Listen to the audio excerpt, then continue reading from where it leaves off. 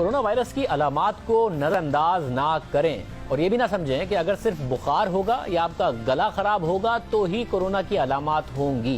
Corona की बेशतर अलामात में चक्कर आना, पेट खराब होना, उल्टियां आना, डायरिया होना भी शामिल है। आपको सांस लेने में मसला नहीं हो रहा होगा, मगर वायरस आपका ऑक्सीजन लेवल इतना कम कर देगा कि आप किसी भी वक्त मरने के करीब होंगे और आपको पता भी नहीं होगा।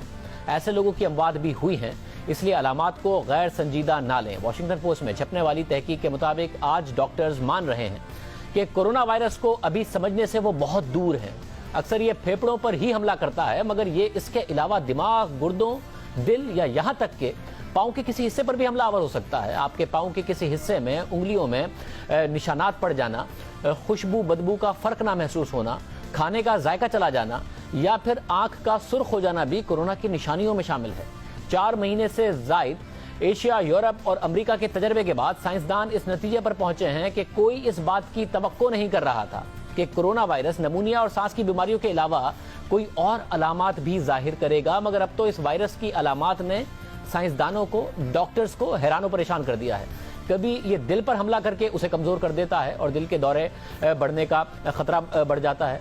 कभी ये गुर्दों पर इतना बड़ा हमला करता है कि अक्सर अस्पतालों में डायलिसिस करने की मशीनें कम पड़ गई हैं। कभी ये नर्वस सिस्टम पर इतना बड़ा हमला करता है कि सूंघने और जायके की सलाहियत को ख़त्म कर देता है। और कभी खून के खलियों में इतने बड़े लोथड़े बना देता है कि दिमाग को या फिर दूसरे आज़ा को खून का बहाव नहीं हो पाता और फौरी तौर पर मौत वाक़ई हो जाती है।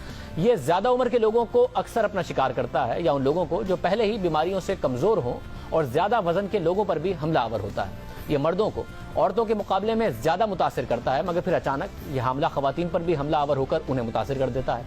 नौजवानों पर यह कभी असरअंदाज नहीं होता, मगर कभी बुरी तरह असरअंदाज होता है। पहले समझा गया कि बच्चे इससे महफूज हैं, मगर गुज़िश्ता हफ्ते बच्चों में दिल की पेचीदा बीमारियां सामने आईं जिन्हें कोरोना वायरस से जोड़ा जा रहा है। जुमे को न्यूयॉर्क के गवर्नर ने मीडिया को बताया कि न्यूयॉर्क में 73 बच्चे बुरी तरह मुतासिर हो गए और न्यूयॉर्क रियासत में 5 साल बच्चा कोरोना वायरस का पहला शिकार बना जब उसकी मौत हो गई। फिर उसके बाद 2 मजीद बच्चों की मौत हो गई। इस खबर ने डॉक्टर्स को हिलाकर रख दिया, जो पहले ये समझ रहे थे कि वो अब इस वायरस को समझने लगे हैं और ये ज्यादा उम्र के लोगों में ही ज्यादा खतरनाक साबित होता है।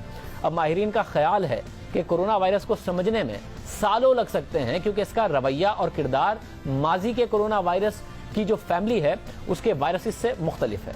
दूसरी तरफ मगरिब में ये बहस हो रही है कि कोरोना वायरस से मौत या तो बहुत बूढ़े या फिर बहुत बीमार अफराद की होती है। जो लोग मर रहे हैं उन्हें वैसे भी कुछ टाइम में मर जाना था। कुछ टाइम पहले तक ये बात भी कही जा रही थी कि वो जो लोग मर रहे हैं वो या तो बहुत बीमार हैं या फिर वो बहुत बूढ़े हैं, इसलिए उन्हें कुछ टाइम में वैसे भी मर जाना था।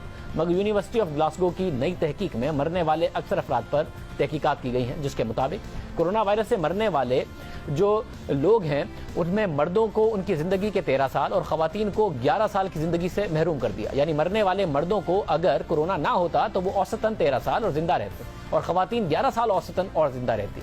इसके अलावा द इकोनॉमिस्ट ने इटली, स्कॉटलैंड और वेल्स से मरने वालों पर तहकीक की और हक़ाइक़ सामने रखे। उनके मुताबिक कोरोना वायरस से अगर 50 से 59 बरस के अफराद की मौत वाक़या हुई है तो उससे औसतन वो अपनी ज़िंदगी के 30 साल से महरूम हो गए। यानी वायरस ना होता तो वो 30 साल औसतन और जिंदा रहते। इसी तरह 60 से 69 बरस की उम्र में मरने वाले लोग 21 साल और जिंदा रहते।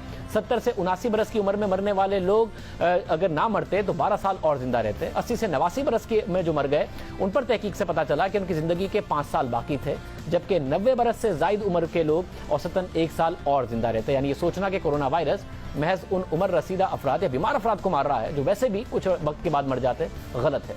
तहकीक साबित कर रही है, इसलिए एहतियात कीजिए।